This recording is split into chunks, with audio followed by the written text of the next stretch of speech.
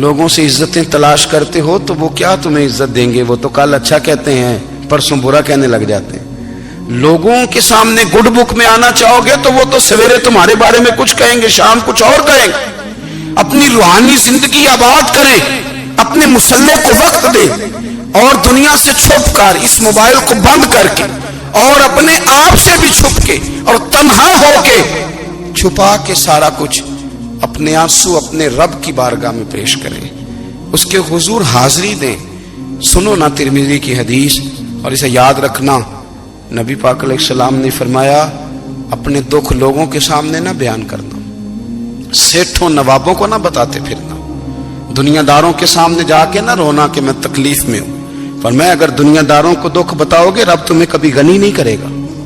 اور لوگ ہیں کہ الٹا مذاق اڑائیں گے آپ کی، جس سے بڑی پکی یاری ہے نا، پکی، وہ تب تک پکی ہے جب تک آپ نے 50,000 مانگا نہیں، اور جس وقت آپ نے کہہ دیا کہ میں مجبور ہوں میری مدد کر، تو پھر ختم ہو گئی دوستی۔ لوگوں کی تعلقات آپ کے ساتھ تب تک ہیں جب تک آپ ان سے کوئی ضرورت وابستہ نہیں کرتے۔ کریم محبوب فرمانے لگے بندوں کے سامنے دکھ نہ بیان کرنا، اللہ تجھے کبھی غنی نہیں کرے گا۔ تو اپنے دکھ اپنے رب کو بتا، تو دعائیں مانگ، تو اس کی بارگاہ میں حاضر ہو، تو اس کے حضور عرض کر۔ فرمایا اپنے دکھ اپنے رب کو بتا، وہ جلدی کرے یا دیر سے کرے تجھے ساری دنیا سے بے نیاز کر دے گا، تجھے کسی کا محتاج نہیں رہنے دے گا۔ اپنے مسلح کو، اپنی دعاؤں، ایک بزرگ فرماتے ہیں میں نے دعا مانگنے کا طریقہ اپنی بیوی سے سیکھا۔ دعا مانگنے کا طریقہ اپنی، سیکھنے والے تو اپنے بچوں سے بھی سیکھ لیتے ہیں، سیکھنے والے تو ہر ایک سے سیکھتے ہیں۔ وہ کہتے ہیں میں نے دعا مانگنے کا سلیقہ اپنی بیوی سے سیکھا ہے۔ حضرت وہ کس طرح؟ فرمانے لگے میری بیوی نے نا مجھے کوئی کام بتایا، کچھ پیسوں کی ضرورت کے لیے کہا، تو میں نے اسے کہا کہ بھئی ابھی میرے پاس نہیں ہے، کچھ دنوں میں آتے ہیں تو میں دے دوں گا۔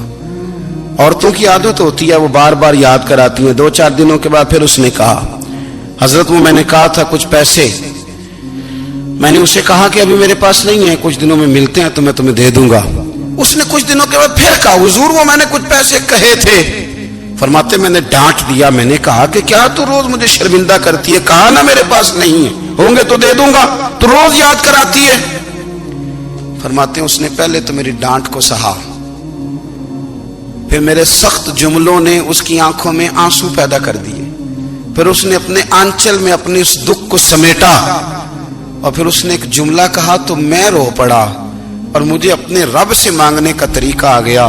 مجھے کہنے لگی حضرت جی آپ نے ڈانٹ دیا میں نے سہ لیا، پر آپ ہی میرے شوہر ہیں، بتائیں نا آپ سے نہ کہوں تو میں کس سے جا کے کہوں۔ فرماتے ہیں میں رو پڑا، اور میں کھل کے رویا، اور میں تڑپ کے رویا، اور پھر میری سسکیاں بند گئیں۔ تو مجھے کہنے لگی آپ کو کیا ہوا؟ میں نے کہا مجھے بھی دعا مانگنی آ گئی ہے، جب میں اسے کہوں گا نا اللہ تو ہی میرا رب ہے، میں تجھ سے نہ کہوں تو میں کس سے جا کے کہوں؟ میں کیوں کسی بندے سے سوال کروں؟ میں کیوں کسی دنیا دار سے کہوں؟ میں تیرے بندوں کا، نیک بندوں کا وسیلہ لے کے، تیرے محبوب کی غلامی لے کے تیری بارگاہ میں آیا، تجھ سے نہ مانگوں تو کس سے مانگوں؟ سمجھ آ گئی ہے جب میں اس رنگ میں مانگوں گا تو پھر رب میرے اوپر بڑا ہی فضل فرمائے گا، وہ میرے اوپر بڑی رحمت کرے گا، وہ میرے لیے آسانیاں کرے گا۔ عزیز دوستو ہم اس طرح کرنے لگ گئے ہیں کہ ہم نے نا اپنے تعلقات پر اعتماد کرنا شروع کر دیا ہے۔ میرے تعلقات بہت ہیں، ہم نے اپنی دولت پر اعتماد کرنا شروع کر دیا ہے، میرے پاس دولت بہت ہے۔ ہم نے اپنے علم پر، اپنی شہرت پر اعتماد کرنا شروع کر دیا ہے کہ میرے پاس فلاں چیز بہت ہے۔ یاد رکھنا جب بے نیاز اپنی صفت بے نیازی دکھاتا ہے تو بڑی بڑی دولتوں والے مجبور نظر آتے ہیں۔ بھائیو جب انسان کا رشتہ اپنے مالک کے ساتھ ہوتا ہے پھر تو غم بھی کچھ نہیں کہتے، پریشانیاں بھی کچھ نہیں کہتی، پھر تو زندگی صبر والی، پھر تو زندگی توکل والی، پھر تو زندگی بھروسے والی، پھر انسان اپنے آپ کو رسوا نہیں کرتا، دنیا داروں سے امیدیں اس کی ختم ہو جاتی، امیدیں اللہ رسول سے لگا لیتا ہے، مضبوط ہو جاتا ہے، مضبوط، طاقتور ہو جاتا ہے، خوددار ہو جاتا ہے، باوقار باعزت ہو جاتا ہے۔ حضرت بہلول دانا رحمت اللہ علیہ بیٹھے تھے تو ہارون رشید حج کر کے آ رہا تھا، تو رستے میں حضرت شیخ سے ملاقات ہو گئی تو السلام علیکم کے بعد کہنے لگا حضور کوئی حکم ہو تو بتائیے گا. تو حضرت بہلول دنا فرمانے لگے تیرا رب کون ہے؟ اس نے کہا اللہ. تو فرمایا میرا کون ہے؟ کہا اللہ. فرمانے لگے تو بڑا ہی بیوقوف ہے، کیا تو یہ سمجھتا ہے کہ رب ہارون رشید کو تو دے گا اور بہلول دانا کو بھول جائے گا؟ تیرا بھی وہی رب ہے، میرا بھی وہی رب ہے. اس نے اگر تجھے دے کے آزمایا ہے تو ہو سکتا ہے مجھے نہ دے کے آزما رہا ہو. جب اس کی حکمت کے تقاضے ہوں گے تو عطا کرے گا اور دے گا. تو جا اپنا کام کر. بھائی اپنی روحانی زندگی، اپنی عبادات، اپنے وظائف، اپنے روزمرہ کے معاملات، اپنی دعائیں، اپنا استغفار. دیکھو کوئی مشکل کام تو نہیں 2 رکوع ہیں سورہ واقعہ کہ اگر رات کو پڑھ لی جائے تو. میں کس طرح یہ بات بیان کروں کہ تعویذ بانٹنا آسان ہے اور وظیفہ بتانا مشکل ہے. سارا دن تعویذ بانٹیں تو لوگ لینے کو تیار ہیں، اور اگر آپ وظیفہ بتائیں تو کہتے ہیں تو مشکل کام ہے. او خدا کے بندے، اگر آپ کا تعلق قرآن پاک کے ساتھ مضبوط ہو، قرآن پاک کے ساتھ اگر آپ کا رشتہ ہو، لوگ سفارشیں ڈھونڈتے ہیں نا دنیا میں کوئی تعلق مل جائے تو میرا کام ہو جائے. دنیا میں اتنا مشکل معاملہ ہے، آخرت میں مجھے بتائیے گا کتنا مشکل معاملہ ہوگا.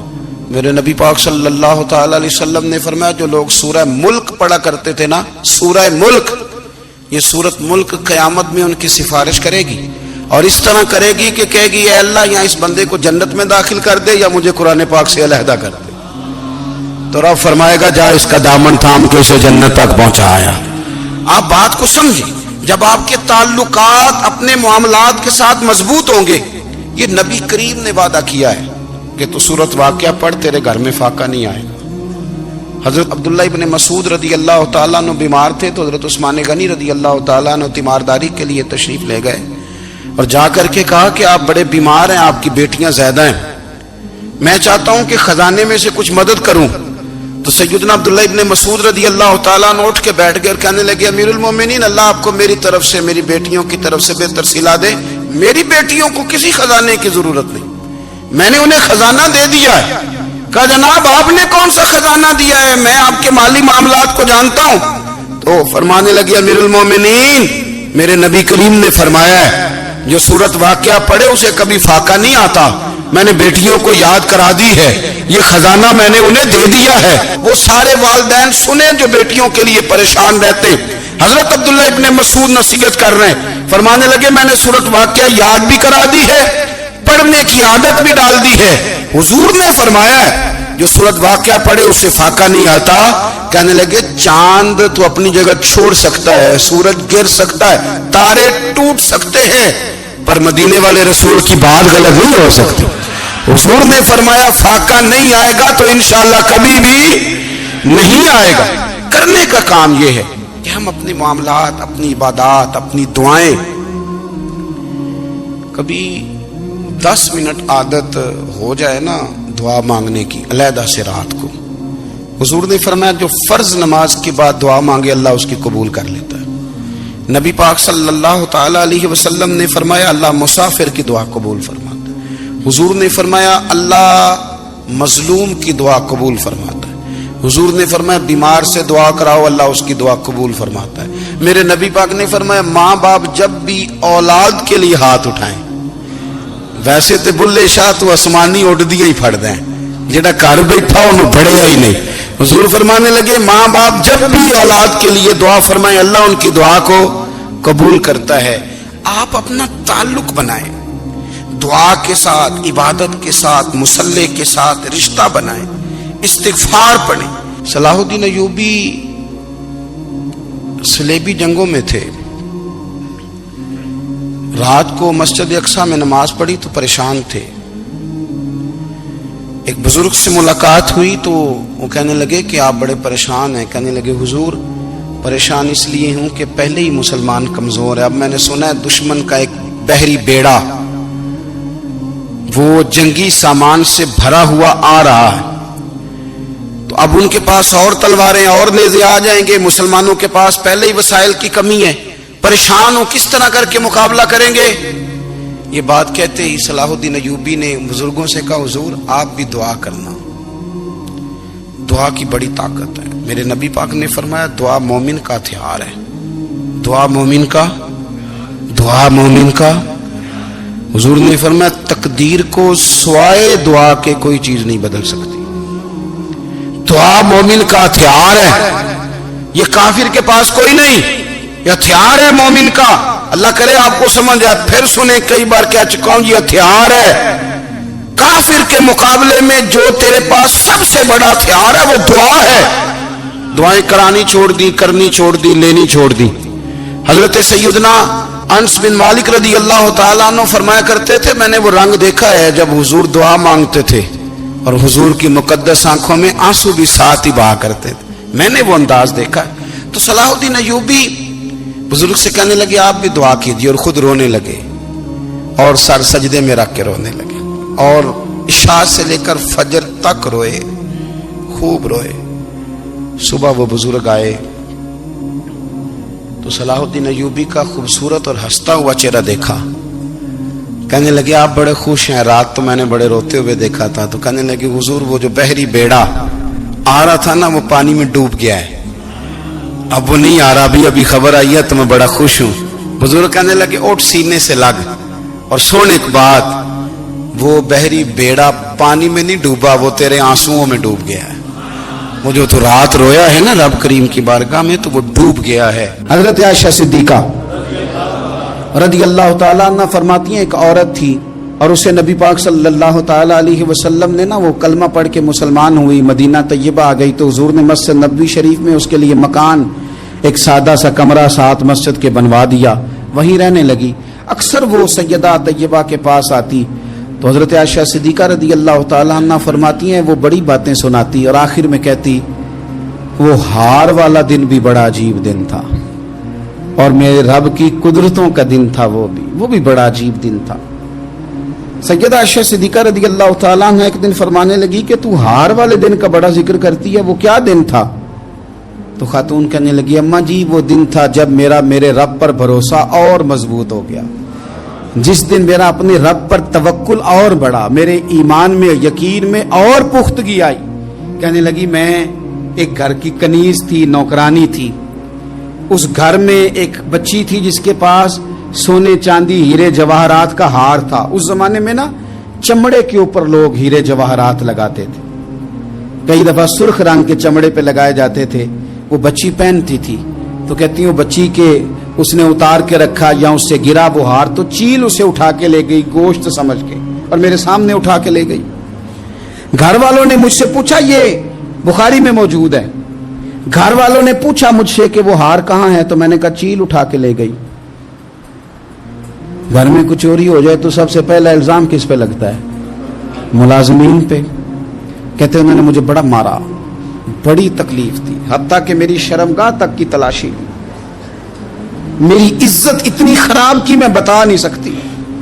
میں نے اپنی زندگی میں ایک واقعہ دیکھا، ایک امیر گھر میں چوری ہو گئی، ملازم کو اتنا مارا کہ وہ چارپائی پہ پڑ گیا، پولیس والوں سے اتنی مار پڑوائی گئی کہ وہ بیچارہ چارپائی پہ پڑ گیا، اور پھر وہ اتنا بیمار ہوا، اور کچھ دنوں کے بعد پتہ چل گیا کہ چور تو اپنا بیٹا ہے ان کا، پھر اس کا انتقال ہو گیا۔ اب وہ سیٹھ صاحب اور گھر والے آ کے نا مرنے والے کے کان میں معافیاں مانگ رہے ہیں، کان میں۔ تو میں نے ان سے پھر کہا تھا کہ یہ تو اب چلا گیا ہے، تمہارا زور چلتا تھا نا، تو تم نے قانون خریدا اور تم نے اسے جتنا ہو سکا تم نے اسے مار پڑوائی، تمہارے پاس جو عدالتیں تھی تم نے وہاں کاروائی کی، اب ایک عدالت قیامت کے دن لگے گی۔ یہ کمزور تھا نا، کچھ کر نہیں سکا۔